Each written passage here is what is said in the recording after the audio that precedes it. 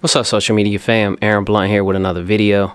Today is another episode of The Process where we break down our latest music video and tell you what all went into making them. Today we're going to be covering the Godly King's Paramnesia, so let's go ahead and get into it.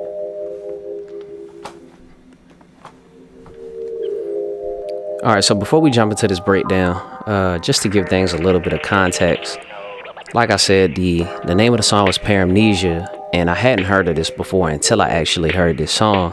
And the definition is pretty much a inability to tell fact from fantasy, and that's the thing we decided to stick with throughout this video.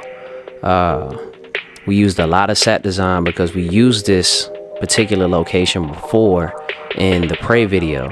So set design helped us give this location a fresh new look, and also really depict a lot of what he was talking about throughout the song. Also, equipment wise, we'll talk about what we used in each set, but just to give you an idea of what the constants were, we used the Panasonic S1H to shoot this video on a 24-70 Panasonic lens. Tripods were used a lot, and also we had a quarter Tiffin Pro Mist filter on the front of the lens at all times. So let's go ahead and jump into the breakdown of this video though. Alright, so in his first set, he's just got home from a long day of work, and he just got a text from his job saying that they need him to work a double tomorrow, so he's not happy about that. He puts the phone back down and just proceeds to go to sleep and not respond to the text, and this is where he falls into that state of paramnesia. For this particular set, we kept it really simple. We didn't use any props. Lighting wise, for this particular set, we used a lot of practical light. You can see the lamp in the back. We also had the blinds open to let in some natural light, and we had one Fovatech panel off to the right out of frame, pointed directly at the ceiling to give a soft light throughout the room. We decided not to point this light directly at the talent because it would have been too harsh and hard of a light. So we decided to bounce it off the ceiling to give a soft spread throughout the room.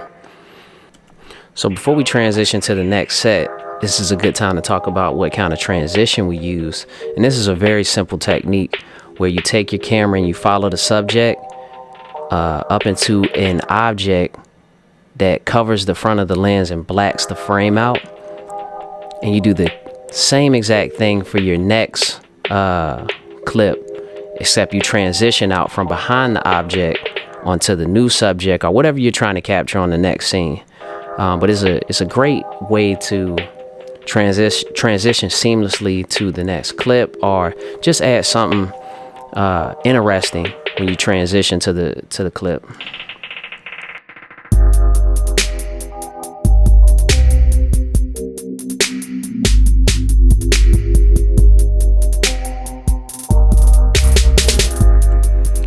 So on this next set, we used the same lighting. We had some practicals going with the blinds open, same Fovatech bouncing off of the ceiling to give that nice even spread of soft light across the talent and across the room as well. But we did add some props to the scene. Now this is the same exact bedroom that we just transitioned from scene 1. The only thing we did was add these rose flower heads and also some rose leaves as well. And we also have this fur blanket underneath to hide that brown blanket from the previous scene, to give it more of it's like he's in a utopia, you know, somewhere completely new from where he was originally. Big shout out to Domonique and Alicolemakeupartistry for putting together the flower outfit that she's wearing. She made that from the flowers with hot glue, and I want to say maybe a bikini or a bra and panty set that she had, and she also made the crown as well. So big shout out to her. I know she sometimes does maternity outfit builds for expecting mothers, so if you need one, reach out to her. Her info's in the description. But big shout out to Alicolemakeupartistry and Domonique for putting that together for the scene. Now in this particular shot, this is where, and throughout this video, you'll see a lot of of framing. This is where framing really comes into play. Right here, in the background, you'll see that fur blanket that I was talking about. Domonique's actually back here, standing with the blanket, holding it up. So it just looks like he's somewhere that he's actually not. Like it looks like he's in a completely different place. And she's back there holding the blanket up to hide the wall. No, from the beginning. No, from the beginning.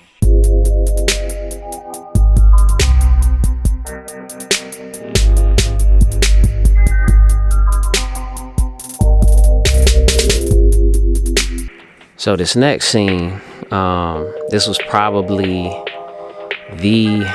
not even that it was difficult, but we had a few hiccups on this scene. A.G.K ended up locking his keys in the trunk of the car, so that ended up turning this into a super long night, but it was all good. It ain't too many videos that we've done where we got completely through the video without some kind of obstacle or hurdle. So this ain't our first time, but we almost made it through this video with no issues. But don't worry about it, bro. We gonna get through one of these one day with no issues. But anyway, for this particular scene, at this point in the song, he's talking about picking her up to take her out on a night on the town. So what we did was we took his car and placed it with the door open as if he's picking her up. We got this translucent umbrella with fairy lights glued to it to again give that fantasy look. Inside the car, we got a Fovatech panel with a red gel on it, just to give some kind of like an edge light to both of the subjects. You'll see up against A.G.K, you'll see a red trim across his face. Same thing with Nique, you'll see a red trim across her face and along the rest of her body. Same thing for A.G.K. But we wanted to really carry on with this theme of like fantasy or utopia, and I feel like the fairy light umbrella really helped us do that. And also we got a lot of practical light going on. You'll see the light posts in the back, and then you got a few other light posts out of frame that you can't see that are giving the car this kind of white glow along the edges.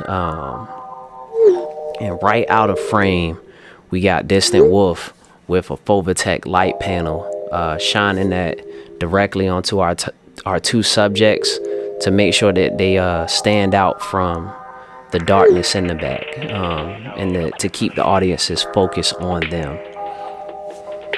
And big shout out to Distantwolff too. He handled a lot of the lighting aspect of this particular shoot, and set design as well. And with these handheld close-ups, we had Distantwolff moving around with the light panel. So on this particular shot, he's right out of frame on the right hand side, shining that light on the A.G.K to make sure we got a good light on his face so that the audience can see that he's talking to her. Same thing on this shot. We had Distantwolff move to the opposite side this time and shine the light so that the audience can see her facial expressions and that she's reacting to what he's talking about. And also, throughout this video, you'll notice that the images have a very soft look, in that the lights or the highlights are really soft and have a glow to them, and that's because of the quarter Tiffin Pro Mist filter. It's really honestly is an essential tool. If you don't have one, I recommend you get one, because these cameras really give a sharp digital look. Sometimes it's too sharp and you just want to soften the image up, and the Pro Mist really helps do that. And that's really important specifically for female actress or models, because you don't want them to look too sharp, and you want to try to hide imperfections if there are any, like wrinkles or bumps, and the Pro Mist helps to do that.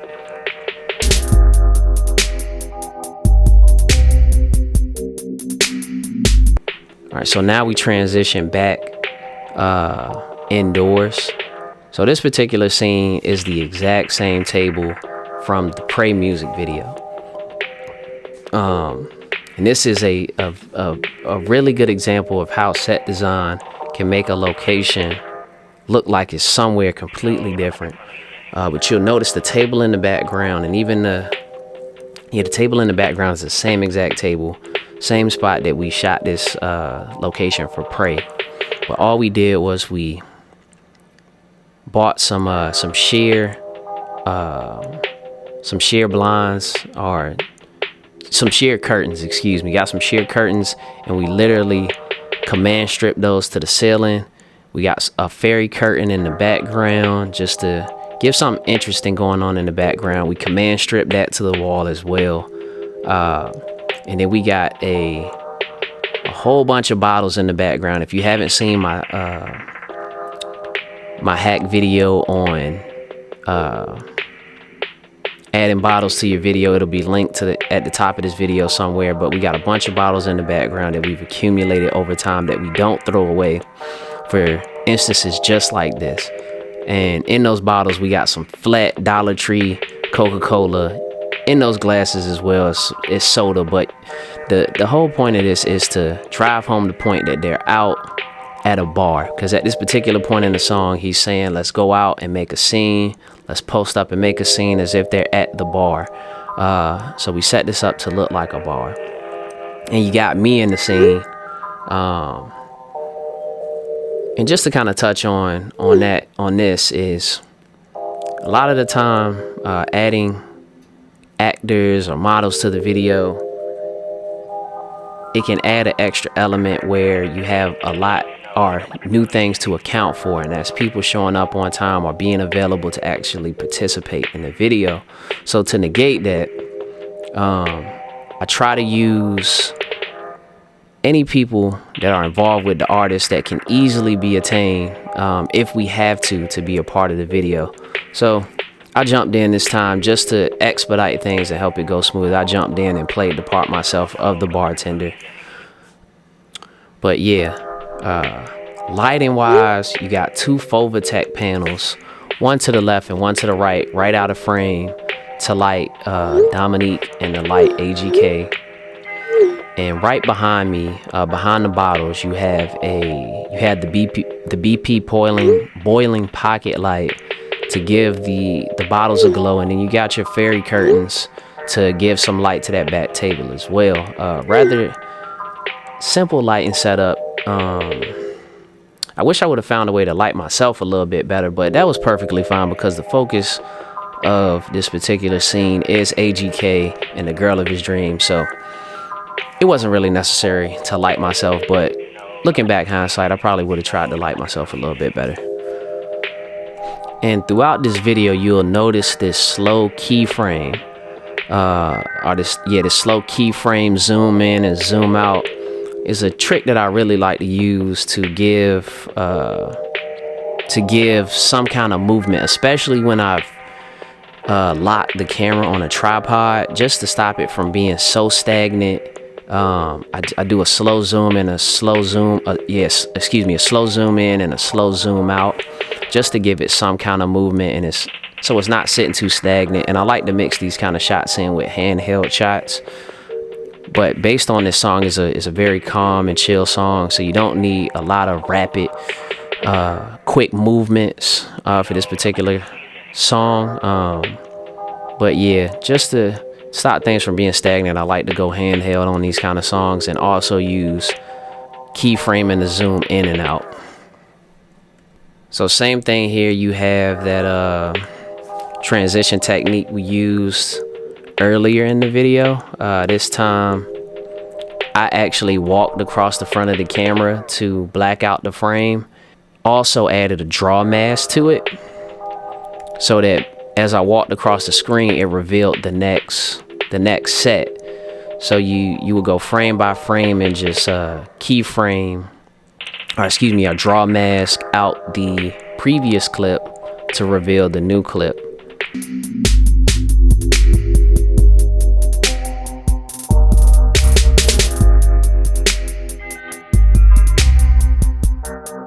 So this next scene, at this particular point in the song, he says that his homeboy suggested to him that they should go to Jamaica, that they should travel the world.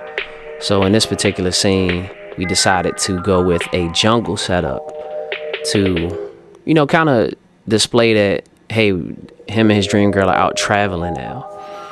And what we did to set this scene up was we got a grass rug from Lowe's, thumbtacked it to the wall, bought a bunch of shrubbery and vines and leaves off of Amazon. Also used some of those same rose heads that we used from the first flower bed scene, added those to the vines,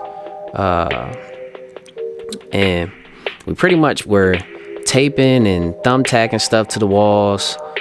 And you can see you got some vines, kind of adding some depth to the scene. We got a few in front of the lens to, you know, really give you that feel that you're in the jungle. Now, I decided to use the Panasonic Omni Movie VHS camera to kind of give like that travel family video look. I just felt like it added a unique feature to the video. I thought it was just like a cool thing to throw in there. And lighting wise on this particular scene, we got 2 Fovatech panels just to the left, right out of frame. One of the panels is shining directly against the grass rug that's up against the wall to light the back area, and then we have the second Fovatech panel shining directly onto Domonique and A.G.K to light the subject. Off to the right, we used the practical light that was already in the living room to light the right hand side of the wall, and to throw some light on the A.G.K as well.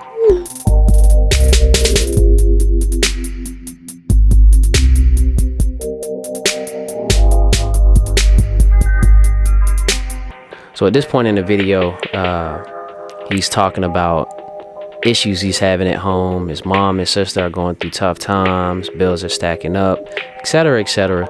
So we just decided to display this particular scene, you know, with the living room scene where he and his dream girl are kind of getting into it about how hard things are at home.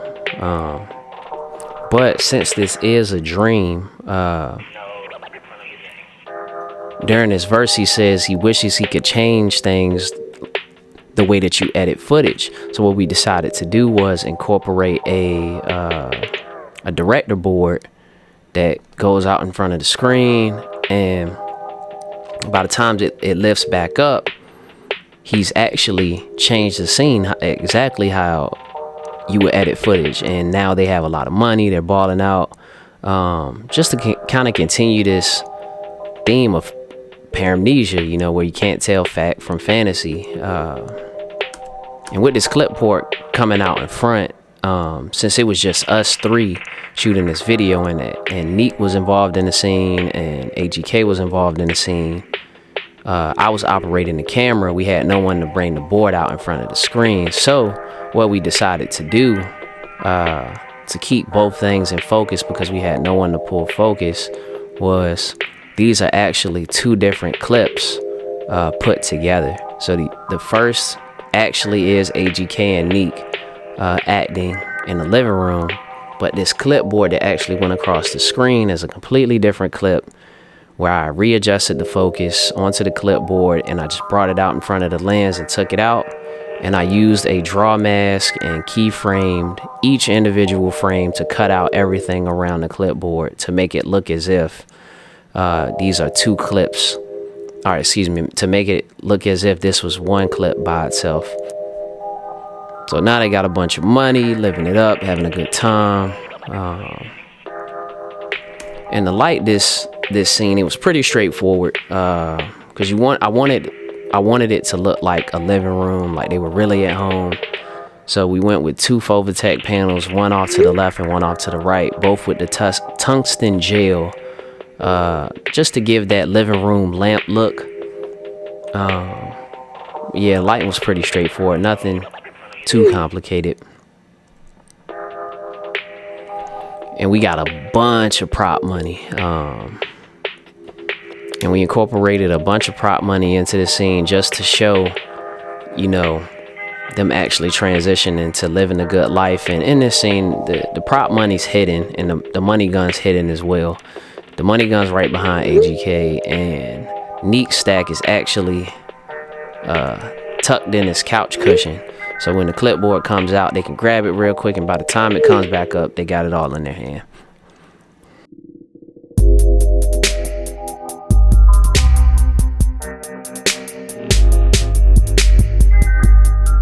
All right, so this last and final scene is probably one of my favorite ones.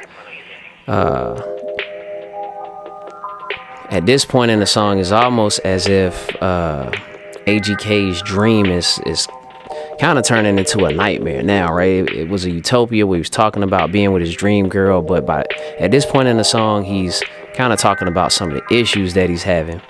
And right around this time, he's talking about doing whatever it takes to be successful, you know, and it kind of makes you wonder, like, to what extent is he willing to go to do this? And he even raps that he's thinking about buying an AK to rob a bank. So that's exactly what we decided to show in this particular scene. He's dressed in the same outfit that he had on in the umbrella scene, and I feel like it just really gives this kind of mafia boss look, but at the same time, just like it still holds that fantasy look as well. He's got a ski mask on his head, and right out of frame we got Carnell holding the Fovatech light panel with a red gel in front of it, just to give this strange glow coming out the back of this car. Then you got his dream girl, who's actually serving as a getaway driver now. So yeah, man. So at this point, he's jumping out of the car to go and rob the bank. Now, lighting wise, we got a lot of practical light going on with the street lights in the background. You can see that the quarter pro mist filter is giving them that glow. And on the top of the car, you can see this yellow glow going across the top of the car. That's because of the street lights. I chose this particular spot because of that, to, you know, just add some filler light to assist with my Fovatech panels, because they can't light everything. So the practicals in the background really help build this scene. Inside the car, you still got the Fovatech panel with the red gel on it, just to give that glow and draw the audience's attention to the opening in the car, so they see A.G.K jumping out. Now right here, right out of frame, Distantwolff is standing with the Fovatech panel, again with a tungsten gel to give that street light glow, pointed directly at the car. So as A.G.K comes out, he's not completely blacked out. He has some kind of light to light him, so the audience can see the subject running to what would be the bank over there. And also right out of frame, and Distantwolff is also standing there with a stack of money to hand to A.G.K. So when he runs back, the money's falling from his hand like he just robbed the bank. Here I use another technique to add muzzle flares. What I usually do is I cut 1 second of the clip, and then I just raise the highlights, or I go to exposure and I raise the highlights to 100%, so it looks like it's flashing for that 1 second. Then you add some sound effects, and it really drives home the point. And as the car's pulling off, you start to hear a vibration from a phone, and he wakes up, snaps back to reality, just to realize that it was a dream. And that wraps up the video. All right, so a big takeaway from this video is to always allow the lyrics of the song to drive the concept of the video. It's on us as directors to do our due diligence to portray what an artist is talking about, and sometimes that can be difficult, but don't let that deter you from painting the perfect picture. Whether that's finding a location, and if you can't find a location that fits the concept of what they're talking about, just use set design and build one. I've shot plenty of videos where the video did not match what the artist was talking about at all, and a perfect example of that is another video AGK and I shot called Get Right Back. That video had nothing to do with what he was talking about. We shot it at Mount Trashmore. Location was off. Nothing he was talking about was displayed in the video, and that is a very quick way to have people click away from your video. So take the time to understand what an artist is talking about and use that to paint the picture. But in the meantime, y'all make sure y'all like, comment, and subscribe. And I'll see y'all on the next video, man.